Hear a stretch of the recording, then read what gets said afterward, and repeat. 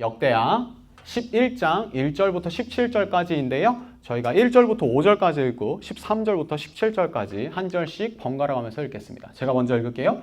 르호보암이 예루살렘에 이르러 유다와 베냐민 족속을 모으니 택한 용사가 18만 명이라.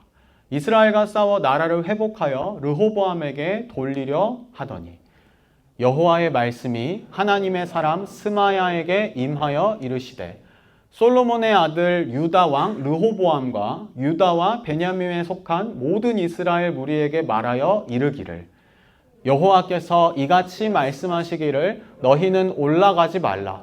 너희 형제와 싸우지 말고 각기 집으로 돌아가라. 이 일이 내게로 말미암아 난 것이라 하셨다 하라 하신지라. 그들이 여호와의 말씀을 듣고 돌아가고 여로보암을 치러 가던 길에서 되돌아왔더라. 르호보암이 예루살렘에 살면서 유다 땅에 방비하는 성읍들을 건축하였으니 13절 같이 읽을게요. 온 이스라엘의 제사장들과 레위 사람들이 그들의 모든 지방에서부터 르호보암에게 돌아오되 레위 사람들이 자기들의 마을들과 산업을 떠나 유다와 예루살렘에 이르렀으니 이는 여로보암과 그의 아들들이 그들을 해임하여 여호와께 제사장의 직분을 행하지 못하게 하고 여로보암이 여러 산당과 수렴소 우상과 자기가 만든 송아지 우상을 위하여 친히 제사장들을 세움이라. 이스라엘 모든 지파 중에 마음을 굳게 하여 이스라엘의 하나님 여호와를 찾는 자들이 레위 사람들을 따라 예루살렘에 이르러 그들의 조상들의 하나님 여호와께 제사하고자 한지라. 같이 읽겠습니다. 그러므로 3년 동안 유다 나라를 도와 솔로몬의 아들 르호보암을 강성하게 하였으니 이는 우리가 3년 동안을 다윗과 솔로몬의 길로 행하였음이더라. 아멘. 오늘 말씀 제목이 영적 금수저라는 제목인데요. 이게 조금 약간 진한 의미이긴 하지만 여러분들 금수저와 흙수저에 대해서 아시죠? 혹시 금수저와 흙수저에 대해서 모르는 분이 있나요? 라이언은 알라나? 하준이 혹시 금수저, 흙수저 너 좀 약간 밈 잘 알잖아. 르세라핌 잘 알고 밈 잘하니까. 금수저와 흙수저에 대해서 한번 설명해 줄 수 있어?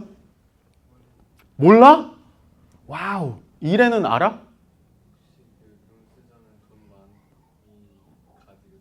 오, 예스, 예스. 오, 오케이. 정답입니다. 이게 2년 차이입니다. 2년 9인가 11의 차이인데. 금수저는요, 뭘 의미하냐면요, 약간 금수저를 물고 태어났다라고 해서 약간 부잣집에 태어나거나 아니면은 약간 highly educated 된 과정에서 태어나거나 좋은 출신이나 이러한 집안에서 금수저를 물고 태어났다라는 그러한 표현이고요. 흙수저는 무엇이냐면 딱 듣기만 해도 약간 좀 쉽지 않죠? 흙수저는 태어날 때부터 조금 가난한 집안이나 아니면 어려운 집안에서 태어나서 이 금수저를 물고 태어나느냐 아니면 흙수저를 물고 태어나느냐에 따라서 어떠한 집안에서 태어났느냐에 따라서 그들의 삶에 어떠한 방향성이나 아니면 그들의 삶에 영향을 미친다라는 밈이었습니다. 금수저와 흙수저인데요. 여러분들께 질문을 한번 드리고 싶습니다.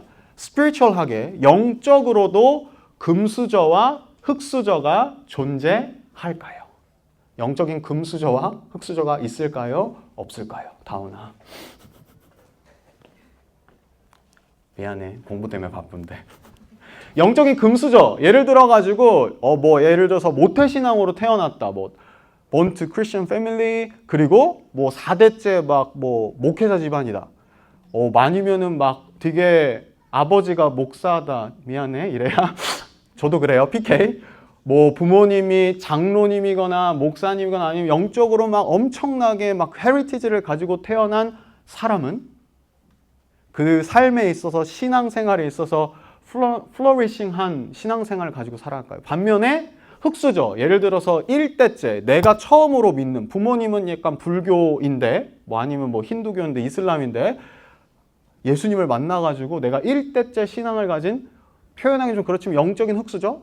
부모님이 믿지 않는 상황 속에서 내가 기독교를 처음으로 개종해서 다니게 됐는데 그러면 그 흙수저는 이 세상에서 말하는 개념처럼 영적으로 쉽지 않은 journey를 가게 될까요? 이 주제를 가지고요, 우리 오늘 허락된 말씀을 가지고 잠깐 말씀을 살펴보면 좋을 것 같습니다. 오늘 저희가 함께 읽었던 역대하 11장의 본문은요, 이스라엘의 역사 속에서 정말 중요한 포인트를 가지고 있는 그러한 모먼트를 가지고 있는 본문입니다. 우리가 구약 성경을 쭉 읽다 보면요, 뭐 북이스라엘의 왕이다, 남유다의 왕이다, 뭐 그리고 선지자들이 여러 선지자들 있잖아요. 북이스라엘을 향한 선지자의 말씀, 뭐 남유다를 향한 예언의 말씀. 남유다와 북이스라엘이라는 개념이 성경 구약의 전체 역사에 있어서 되게 중요한 역할을 그 모먼트를 가지고 있거든요.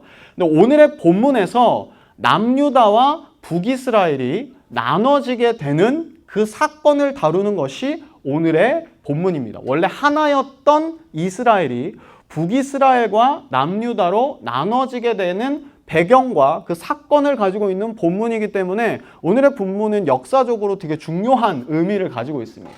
그 남유다와 북이스라엘 갈라지고 나서 1대 왕들, 초대 왕들이 누구인지 아시나요? 너무 써있죠? 남유다의 1대 초대 왕은요, 르호보암이라는 왕이었습니다. 그리고 북이스라엘의 1대 왕은요, 여로보암이었습니다. 제가 신학생 때 이 약간 구약의 역사, 구약개론을 배우다가 남유다, 뭐 솔로몬의 시대가 끝나고 남유다로 나눠져서 르호보암 왕이 있었고 북이스라엘로 나눠져서 여로보암이 있었고, 근데 약간 보암자 돌림이잖아요. 그래서 저는 이 두 사람이 형제인 줄 알았어요. 보암 돌림. 근데 형제가 아니더라고요. 남유다의 왕이었던 르호보암은요, 이러한 백그라운드를 가지고 있습니다. 다윗의 손자였습니다. 이스라엘의 왕이었던 다윗의 손자. 혹시 금수저 중에 재벌 2세 있잖아요. 재벌 2세보다 더 부자는 재벌 3세예요. 왜냐하면 재벌 2세는요, 아버지, 부자인 아버지를 이어서 본인을 증명해야 됩니다. 여러분 드라마들 많이 보시잖아요. 2세, 재벌 2세들은요, 막 본인을 증명해야 되고 막 이사진들에 싸워야 돼요. 근데 재벌 3세는요, 그런 노력 없이 그냥 유산이 다 물려 나와요. 다윗의 손자, 3대 손.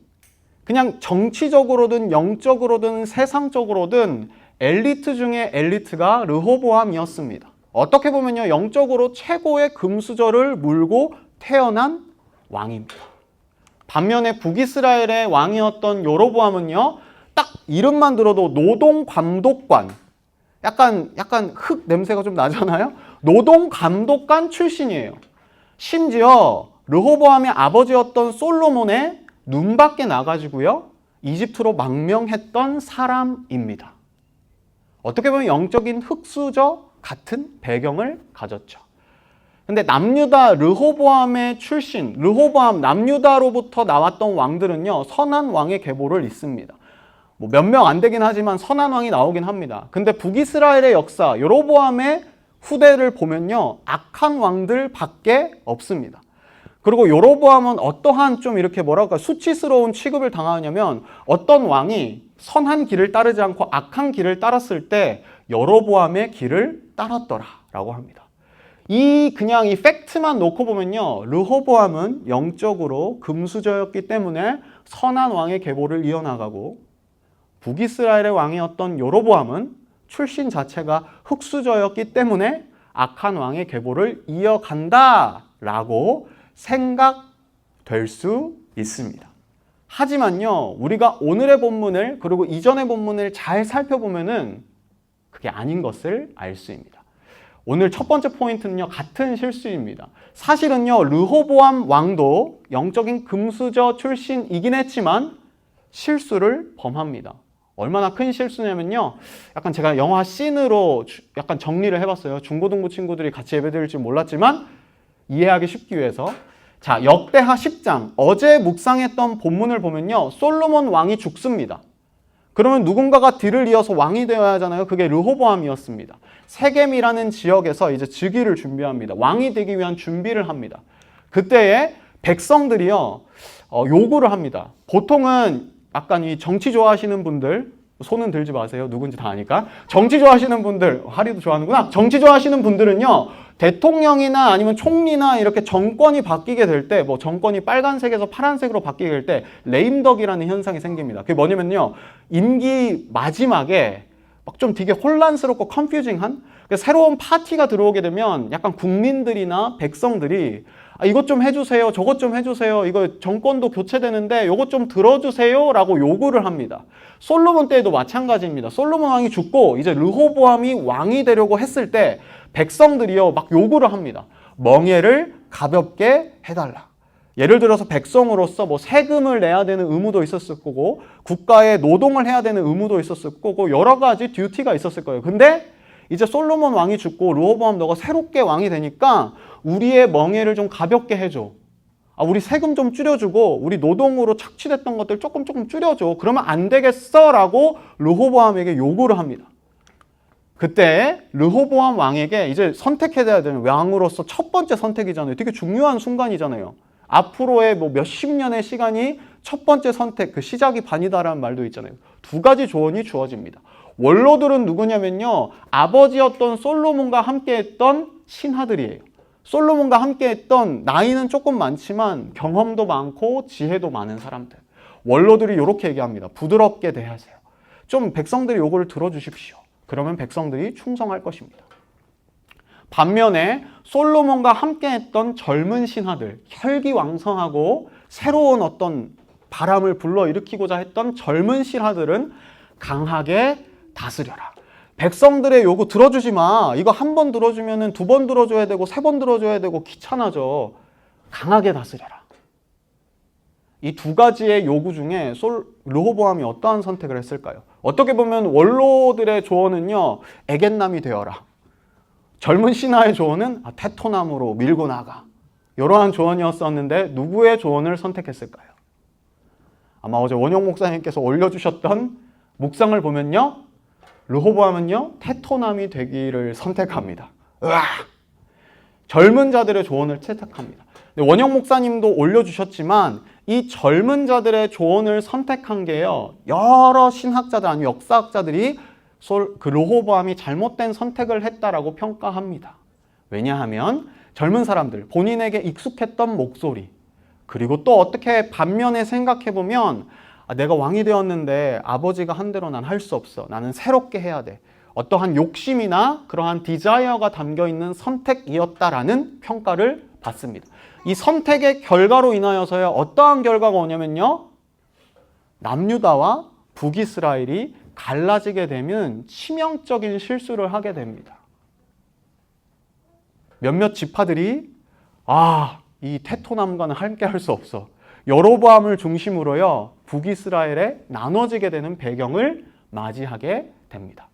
영적인 금수저 치고는요. 엄청난 실수를 벌입니다.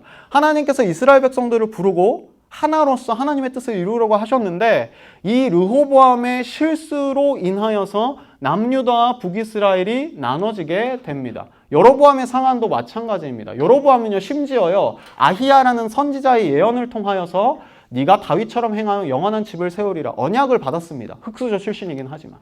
근데요 두려움이 사로잡힙니다. 이게 북이스라엘과 남유다가 나눠지고 난 다음의 상황이거든요. 북이스라엘에 10지파 민족들이 같이 북이스라엘은 나라를 이루고 사는데 이스라엘에는 어떠한 컬처와 헤빗이 있어요. 종교적 습관이 있었어요. 1년에 한 번씩 예루살렘의 성전에 가서 예배를 드리고 제사를 드리는 관습이 있었습니다.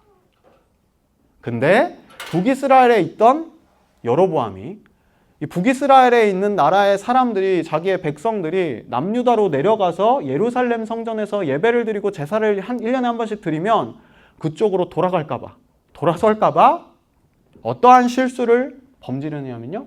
베델과 단이라는 지역, 북이스라엘에 있는 지역에 금송아리 2마리를 세우고 거기서 예배를 드리게 합니다.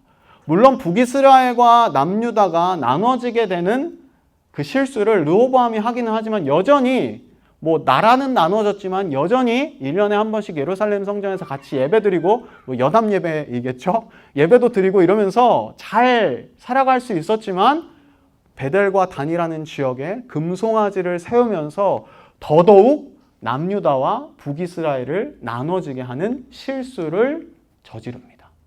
르호보암 왕도 여로보암 왕도 똑같은 실수를 저지릅니다. 남유다와 북이스라엘을 나눠지게 하고 여로보암은 그 남유다와 북이스라엘 사이를 더 멀어지게 합니다. 금송아지를 세웁니다. 근데 이들의 갈라진 길에 있어서 금수저냐 흙수저냐 이것이 이들을 갈랐던 게 아니라 이들이 말씀 앞에서 어떠한 반응을 했는지가 이들의 길을 갈라놓습니다. 르호보암의 경우인데요. 오늘의 본문입니다. 1절에 르호보암이 예루살렘에 이르러 유다와 베냐민 족속을 모으니 택한 용사가 18만 명이라 이스라엘과 싸워 나라를 회복하여 르호보암에게 돌리려 하더니, 이게 무슨 상황이냐면요. 르호보암의 실수로 인하여서 북이스라엘과 남유다가 나눠졌잖아요. 그래서 북이스라엘 여로보암 왕을 중심으로 르호보암을 반역하는 세력이 생긴 거예요. 그래서 르호보암이요, 이거 초장에 북이스라엘로 나눠진 사람들을 데리고 와야 돼. 전쟁으로 쟤네를 정복해서 다시 하나의 나라를 만들어야 해. 라고 하면서 군사를 18만 명을 착출을 합니다. 18만 명이 얼마나 많은 숫자냐면요. 뉴질랜드 전체의 한인의 인구가 한 3만 명? 많이 잡아야 3만 명입니다. 진짜 한국 사람 많잖아요. 막 오클랜드 가고 노쇼 가면 진짜 다 한국 사람이잖아요. 3만 명의 6배 되는 숫자. 그러니까 얼마나 많은지 알겠죠? 18만 명을 모아서 이스라엘을 치러 가려고 합니다. 근데 그때에 스마야라는 하나님의 사람에게 여호와의 말씀이 임합니다. 너희는 올라가지 마라. 너희 형제와 싸우지 말고 각기 집으로 돌아가라. 그리고요, 르호보암 왕은요, 물론 18만 명의 대군을 가지고 북이스라엘을 치러 갈 수 있었지만 하나님의 말씀이 스마야 선지자에게 임했고, 싸우지 마. 돌아와. 올라가지 말고 싸우지 마. 라고 했을 때 이 말씀을 듣고 돌아가고 순종합니다. 반면에 여로보암은요, 아까 설명했던 본문이긴 하지만 이에 계획하고 금송아지를 만들고 단과 베델의 금송아지를 만든 겁니다. 산당들을 짓고 레위 자손이 아닌 보통 백성으로 제사장을 삼고, 선지자에 의해서 너가 다윗의 길로 행하면은 다윗의 왕조를 세우리라 라고 했던 그 예언에도 불구하고 인간적인 생각으로 금송아지를 만들고 산당들을 짓고 북이스라엘이 하나님 앞에서 범죄하게 만드는 결과를 가지게 되죠. 르호보암과 여로보암을 비교해보면요, 스마야 선지자를 통하여 하나님의 말씀이 임하고 르호보암 왕은 순종하고 돌이킵니다. 여로보암 왕은요, 아히야 선지자를 통하여 여러 선지자들을 통하여 하나님께 돌아와 했지만 불순종합니다. 두려움 때문에. 말씀에 대한 반응이요, 결과를 다르게 가지고 왔던 것입니다. 금수저냐 흙수저냐 이것이 그들의 길을 갈라놓았던 것이 아니라 말씀 앞에 순종하느냐. 물론 실수했지만 다시금 선지자의 말씀을 통하여 돌아와 돌이켜 했었던 그 하나님의 말씀에 반응을 했느냐 하지 않았느냐, 그거에 따라서 그들의 길이 갈라지게 되죠. 사무엘상 15장 22절에요. 여호와께서 번제와 다른 제사를 그의 목소리를 청종하는 것을 좋아하신 같이 좋아하시겠나이까. 순종이 제사보다 낫고 듣는 것이 수양의 기름보다 나으니. 이 개역개정의 버전인데요. 유진 피터슨이 쓴 메시지 성경에는 어떻게 얘기하냐면 He wants to listen to him. Plain listening is the thing. 그리고 위에 보면요. Empty rituals just for show. 어떻게 보면요. 내가 어떠한 출신을 가지고, 내가 어떠한 뿌리를 가지고, 내가 어떠한 종교적인 프랙티스를 하고 있나 이런 것보다 하나님께서는요, 나의 출신이나 나의 백그라운드나 배경이나 이러한 것보다 하나님의 말씀에 순종하고 하나님의 말씀을 듣고 하나님의 말씀에 반응하는 것을 더 기뻐하시고 그것을 아름답게 보신다는 것이죠. 이 말씀에 대한 반응을 통하여서요, 갈라졌습니다, 길이. 르호보암 왕은요, 오늘 본문 맨 마지막 본문인데, 그러므로 3년 동안 유다 나라를 도와 솔로몬의 아들 르호보암을 강성하게 하였으니 이는 무리가 3년 동안을 다윗과 솔로몬의 길로 행하였습니다. 반면에 여로보암은요, 역사적으로 악한 왕들에게 여로보암의 길을 따랐더라 하는 꼬리표가 달리고요, 결국은 아수르라는 나라에 망하게 되죠. 그들의 출신의 성분이나 백그라운드나 내가 얼마나 좋은 환경에 신앙에 금수저를 물고 태어났느냐가 그들의 길을 갈라놓았던 것이 아니라 말씀에 대한 순종이, 말씀에 대한 반응이 그들의 길을 갈라지게 했던 것이죠. 아마 논리적인 사람은요, 혹은 신학적으로 막 리플렉션이 뛰어난 사람은 저한테 이렇게 질문할 수도 있을 것 같습니다. 르호보암은 영적으로 금수저였기 때문에 한 번 실수했지만 다시 하나님의 말씀이 임하자 반응할 수 있었던 거 아니냐. 부모님이 그렇게 했으니까. 할아버지 다윗이 돌이켰으니까. 반면에 여로보암은 흙수저였기 때문에 그러한 백그라운드가 없었기 때문에 못했지 않느냐. 근데 성경을 계속 살펴보면요, 흙수저였지만 말씀에 반응하고 말씀에 순종함으로 영적으로 하나님께 쓰임받았던 사람이 너무나도 많습니다. 구약 한 가지, 신약 한 가지를 제가 가져왔는데 기드온입니다. 사사였는데요. 그의 출신은요, 미디안의 압제를 피해 포도주 틀에서 몰래 밀타작을 하던 청년입니다. 타작이 뭐냐면요, 도둑질하던 청년입니다. 두려움에 사로잡힌 청년이었습니다. 스스로를 가장 작은 자라고 셀프 컨피던스가 없던 사람이었습니다. 근데 하나님의 말씀에 순종하여, 이 스토리 너무나도 잘 아시죠? 300명의 군사로 미디안의 대군을 물리쳤습니다. 흙수저 같았지만 말씀에 순종하였고 하나님의 구원의 도구가 되죠. 마태입니다.